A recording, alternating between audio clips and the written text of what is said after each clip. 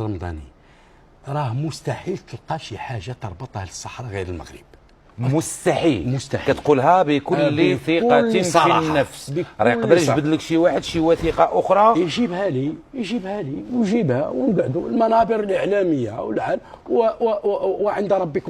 وعند ربكم تختصمون. أسيدي احنا غنحتاكموا الوثيقة إلا جابها لي. شوف هذه وثيقة أخرى، وثيقة قاضي موثقة بعدول مضبوطة. هذه 1889.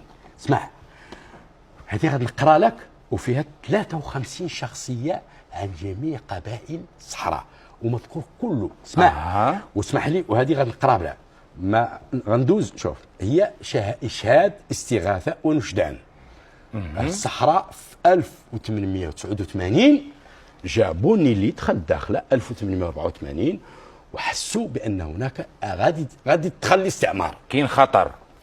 الاستغاثه كانت بمن؟ الحسن بن محمد بن عبد الرحمن، مولاي الحسن الاول. اسمع هذه اش كتبت لك، شوف شكون فيها وشوف باش مكتوبه، وراه موثقه وراه قاضي ها هو طابعها. فهمت؟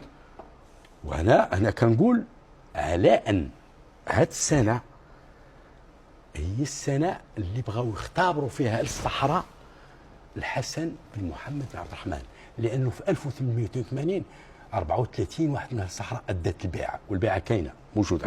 انا غنجول هذه من القبائل كلها غتسمعهم.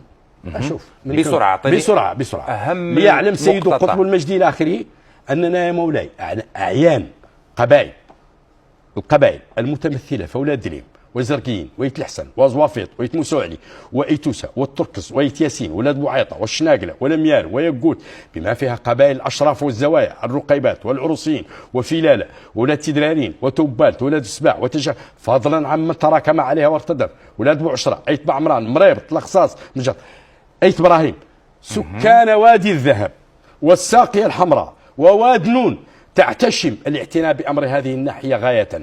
الاعتناء ببذل المجهود في إمدادنا بالعدد والعدد من المال والبعث من الكسي والرايات والأعلام والمدافع والمهارس والبارود والرصاص وما ييسر الحاجة لمواجهة الكفار الطغاة الذين يطلون علينا في الاستيلاء على أطراف صحرائنا المغربية. مكتوبة المغربية. ونضيف لك عنوة فكانت فوارسهم لا تنقطع. هذه كانت ظاهرة يوم الأربعاء 7 شوال عام 1309. عبد ربه العدول محمد الأمين بن عبد السلام الفلالي لطف الله به آمين، وعبد ربه السالك بن محفوظ الجكري الحمد لله أعلم بثبوته.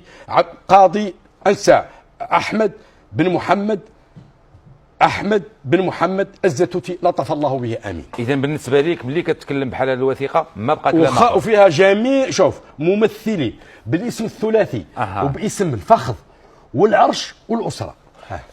ملي كتكلم عن الوثيقة ما بقى كلام. لا سيدي أنا جيب لي عكس هذه الوثيقة، جيب لي ما يفند هذا الشيء، جيب لي شوف هذه.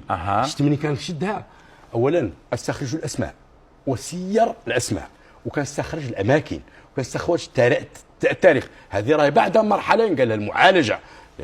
كما تعلم الوثيقة مستحيل شي حد يطعن في صدقية هذه الوثيقة. لا الطعن يمكن ولكن الطعن خاصو يثبت شي حاجه ما كايناش. مثلا يقدر يقول لك اسيدي هاد الناس اللي هنا ونقدر نضيفهم لك. شوف اسيدي ما خرجناش الوثيقه الا بعد دراسه وتيقن وتحقيق ومعالجه، وما يمكنش نوصلوا نضربوا 41 سنه من البحث باش نكذبوا على الناس. ما يمكنش والله نجي، لان هذاك مرتبط به. جرب عليا الناس كذبه واحده في وثيقه واحده ما عنديش مصداقيه. بالنسبه لك الناس اللي عندهم موقف اخر مختلف، خصوصا الناس اللي في تندوف، واكيد بزاف منهم يكونوا كيتفرجوا اذا كانت التلفازه وكان الضوء عندهم، واش ما عارفينش بانه كاين هذا النوع ديال العلاقه المثبوته ولا المثبته في الوثائق؟ اكيد ما عارفينش. لان لماذا؟ اولا وقبل كل شيء هاد الناس اللي خارج الوطن مشاو 75، وكتعرف الصحراء المغربيه مرت مجموعه المراحل. 1912 ما كانش هناك نقاش، كانت الامور ماشيه عاديه، من عبد الرحمن بن هشام، محمد، الحسن، مولاي عبد العزيز. بالاضافه مولاي عبد العزيز هذا من السلاطين اللي اكثر ناس تعامل مع الصحراء، اكثر واحد عطى الظهائر توقير، ظهائر تعيين. كان اهتمامه بالصحراء نظرا لعلاقته، لان كاع اولاد مولاي الحسن كانت عندهم علاقه باهل الصحراء. لان كان قراهم مثلا 1912 هناك رساله للشيخ حمد الهيبه باش يجي يقود الجهاد من مولاي عبد الحفيظ. فهمت؟ شوف، كاين هناك اسر لها ارتباط كبير باهل الصحراء، بسلاطين المغرب وبالمغرب. شوف، مرت 1912 جات الحمايه، احنا لهيه وقفت الحرب، لان ما وقفت ما يسمى بالحروب الجهاديه 1934 ما يسمى ملقى الحكامه من 34 حتى 56. هذه حاله هدوء. 56 يا سيدي، 57 و58 جيش التحرير. من قاد جيش التحرير؟ اهل الصحراء؟ لا، ولكن كانوا اهل الصحراء. القائد العام كان محمد الخامس. لا، بغض النظر طبيعه الحال. وشكون اللي مول الحرب؟ شكون اللي مول الحرب هذه؟ رساله من محمد الخامس. الكبانيه هذه كانت شركه هي اللي كان في يدها، الاقتصاد. وعنده كاينه رساله سي رضواني محمد الخامس اللي كان احنا حديث عهدي بالاستقلال. هذا الشيء فيما يتعلق بما هو حديث. انا نعطيك جيش التحرير شكون مولو اقتصاديا من البرع حتى لسمو. كانت الكبانيه اللي هي مولته.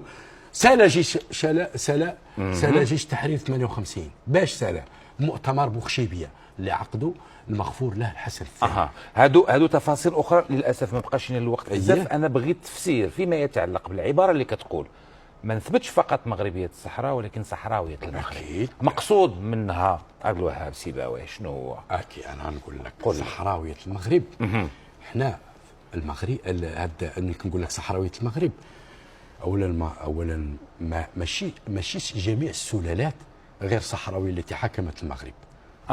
السلالات من اهل الصحراء مرابطين مثلا على سبيل المثال. ثانيا كل الاحداث نجيك غير 1907 كاين 4 الاحداث